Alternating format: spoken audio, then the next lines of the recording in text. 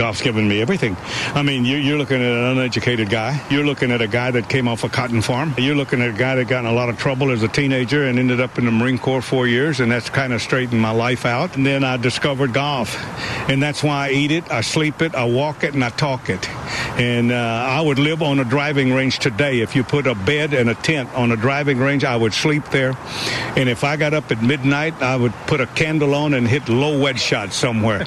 I mean, I love this sport. I love it. I owe it everything that I have. I've got this guy right here, my wife, my daughter, and 3 other kids, and it's done so much for me. If I live to be 150, I would never be able to repay it. And, I'm going to tell you something. The reason I do this and the reason that I promote it and I play it like I do now is because the Lord, for some reason, gave me a tremendous amount of talent. And I'm going to meet him pretty soon. And I damn sure don't want him to be disappointed. Because you know why? If he's disappointed, I'm probably going to have to caddy for Arnie. He's going to have to put me on Arnie's bag, yeah.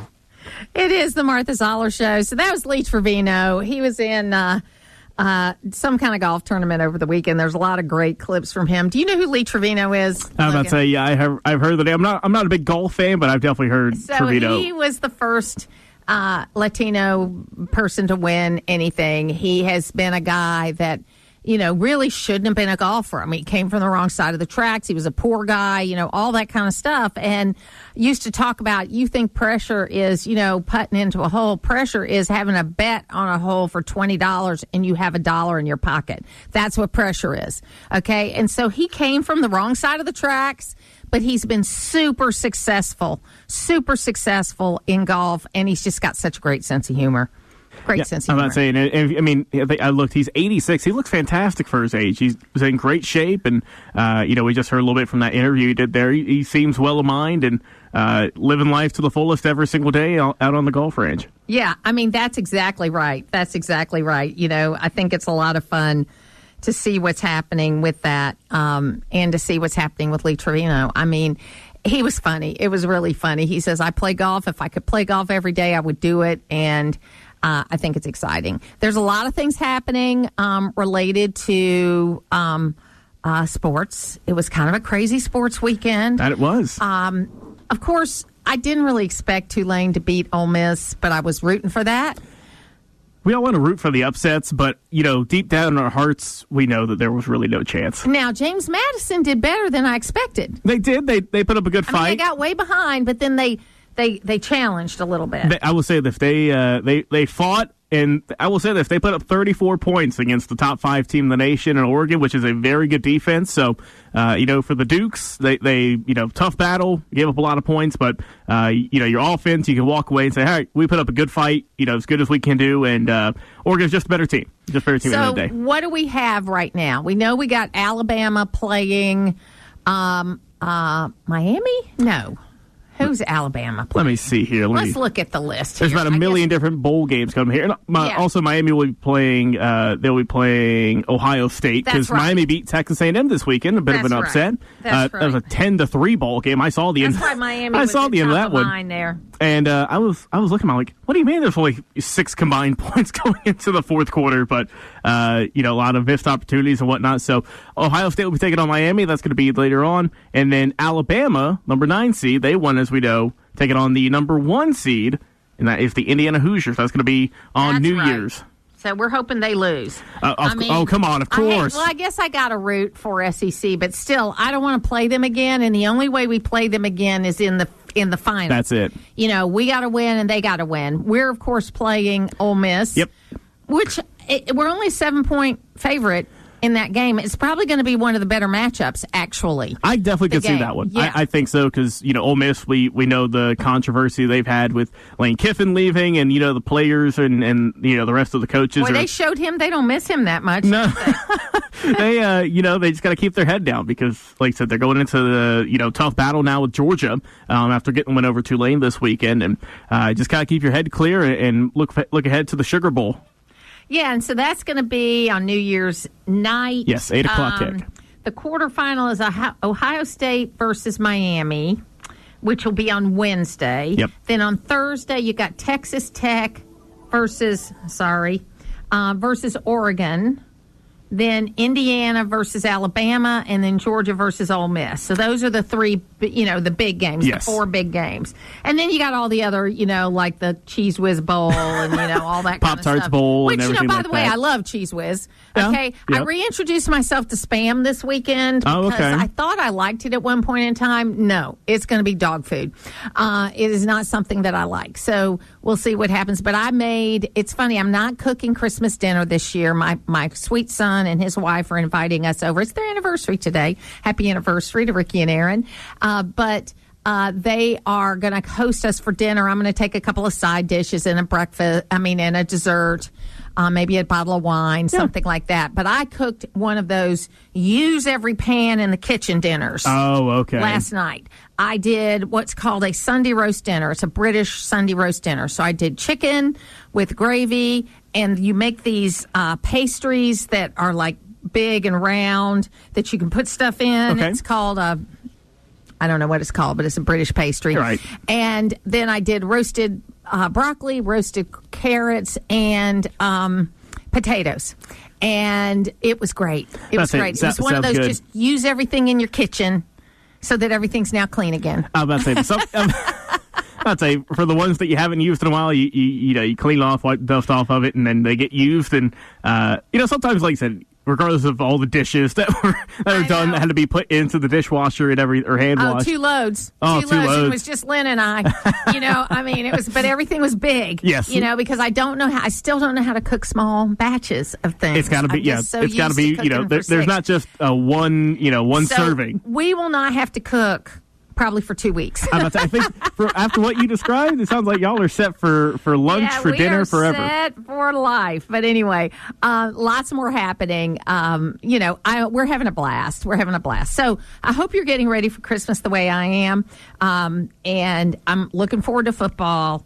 I got all the games. They tried to get us confused on Saturday because they had those games on TNT instead of on ABC or ESPN or one of the normal networks. But they've been doing a little more of that, haven't they? TNT's, are they still independent or are they owned by one of the big ones? I'm not sure about TNT or not. But they've been popping up like in baseball and in football at weird times. Yeah, they're getting some more of the media rights for, like I said, all the various sports you mentioned, but it is in a way confusing because before, even when I was growing up, it's like, okay, the big games is going to be on ESPN or ABC, 2, 5, whatever or it may 11. be. That's it. Yep. And now it's like, okay, well, this game's going to be on HBO Max. You got to have this streaming service. This one's going to be on TNT. You got to have cable for this one, and it's very confusing. So my father-in-law has been resistant to come to our house this fall. And I found out why finally. It's because he doesn't understand our channel selection anymore. Okay. And it takes too many steps for us to get to what we want to watch. Bill Maher has said that streaming has ruined live sports because you take 4 steps to get to a game, and then if you're going to the next game, you got to go 4 steps back out and then over here. He's not wrong. You can't just go back and forth. And he says they all ought to have the same numbers. And I said, Pop, they haven't had the same numbers since it switched from 2, 5, and 11 and cable back 40 years ago. Everybody had different numbers. You just didn't notice it as much. So I don't know what's going to happen with that. But I came home from my starting out terrible day Saturday, but ended up good day. I came home. It was like halftime of the Ole Miss game, and my husband's sitting in the living room. We don't have that game. I said, yeah, we do. We don't. It's on TNT. We don't have it. I said, no, we got that. TNT, for some reason, is on HBO Max. So, if you don't have the TNT network channel, but you have HBO Max, because I got it with my phone service, right, you can get TNT. Don't ask me why. Okay. I don't know how that works out either. But I've seen, too, especially for HBO, and I'm sure for others. Weird stuff. That's it. You'll go on there, and you're not even expecting to look at a sports game, right? You're just like, oh, let me go watch a movie, a Christmas movie. And you're like, what do you mean there's a men's college basketball game I could watch right now? It's like Apple TV. Do you get these weird notifications, more in baseball than football, but you get this notification from Apple TV that some game is about to start. And I'm like, okay, this is just weird. I haven't had Apple TV in a couple of years, but I know that they were doing. I don't have it either. I get the notifications for some reason. Right. I don't know if they ended that contract or not, but I know they were doing some baseball games over the past year or two, and it's always just kind of I never seen it promoted anywhere really. I'm like, oh yeah, they are promoting live games over on Apple TV. Just wasn't sure about that. I guess everybody realizes they've got to have some level of sports to get people to come to them. I hate what Major League Baseball is doing, because literally I think there are 6 channels that the Braves are on.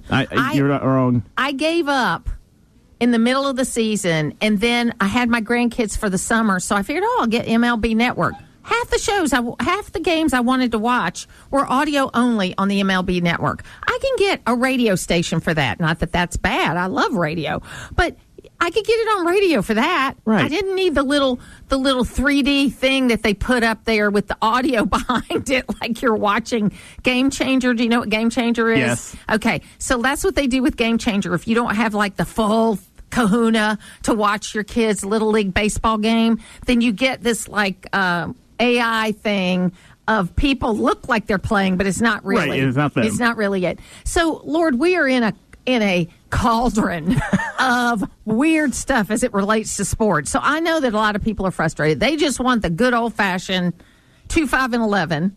Yep, just flip the channels. Maybe 17. Remember, because the Superstation was 17. That's what they want. But we're never going to go there again. No, we're not going back, I don't think. I think what's going to happen is we're going to go back to some service where you got 25 things and you got to pay one price for it, because it looks like that's the way it's moving. And I think also, we're talking about baseball, but I think football is also kind of straddling that line, because some of it's on Amazon Prime. They have the Thursday night games, or they used to be on TV. They moved to Amazon Prime a couple of years ago. You've got the whatever games play on Sunday across all the various cable channels. And then, of course, for Christmas, they have games on Netflix. And the Oscars are moving to YouTube next year. Really? I did not see that. They're going to be live on YouTube, not YouTube TV. On YouTube, wow. But regular YouTube. So, I think there's probably, I don't know if there's different sets of executives for YouTube TV and YouTube. I don't know.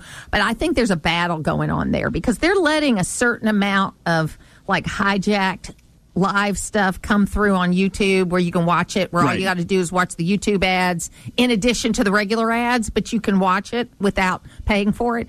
But then, of course, they're offering the same things on YouTube TV, and I just don't, there's got to be, either they're competing with each other, or the leaders of YouTube or the executives of YouTube just don't care. They just want to get as many eyeballs as they can, and they don't care how they get them there. I'm about to say, but one way or another, Martha, all of us are in agreement. There's just way too much going on. There's too many channels. There's too many streaming services. My head goes crazy every week trying to figure out where's this game going to be at this week. It's hard to follow all this. I know. I have to look it up first and lay it out for my husband. It's and like my a preview, yeah.